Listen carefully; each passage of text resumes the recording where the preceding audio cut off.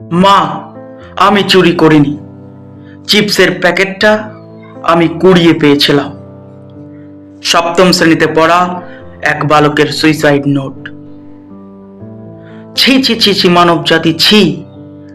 আজকে এর চাইতে বড় প্রমাণ আর কি দরকার যে মানুষ আজকে কুকুরের চেয়েও নীচ? এটা আবারও প্রমাণিত। শতধিক্কার মোদের জানাই, শতধিক্কার জানাই মোদের।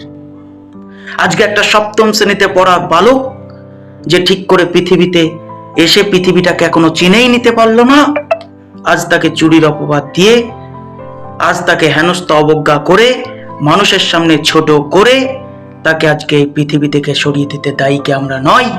অবশ্যই আমরা।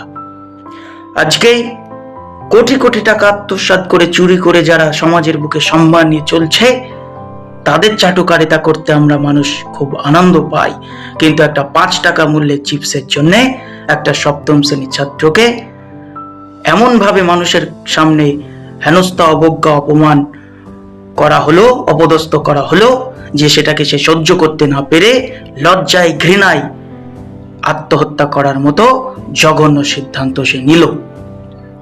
আজকে আমার প্রশ্ন, আজকে যে ছেলেটা নির্দোষ, টাকা নিয়ে যাওয়া সত্ত্বেও দোকানদারকে খুঁজে না পেয়ে বাইরে থেকে একটা আলুর চিপস পেল, যেখানে তার কোনো দোষ ছিল না, ধরা পড়ার পরেও দোকানদারকে টাকা দিতে চেয়েছিল, তবু দোকানদার তাকে মানুষের সামনে অবজ্ঞা হেনস্থা অবহেলা করে যে চুরির অপবাদ দিল, এটা কি সে ঠিক করেছে?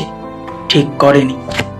তাই যে বা যারা আজকে ওই নির্দোষ নাবালক ছেলেটিকে চুরির অপবাদ দিয়ে হেনস্থা অবজ্ঞা অবহেলা করে সবার সামনে ছোট করলো, যেটা সহ্য না করে করতে পেরে সে নিজেকে এই পৃথিবীর বুক থেকে মুছে দিল, আজকে তার জন্য এই ভিডিও থেকে বলি, যে বা যারা এটা করেছে তাদের কঠিন থেকে কঠিনতর শাস্তি হওয়া উচিত বলে আমরা মনে করি।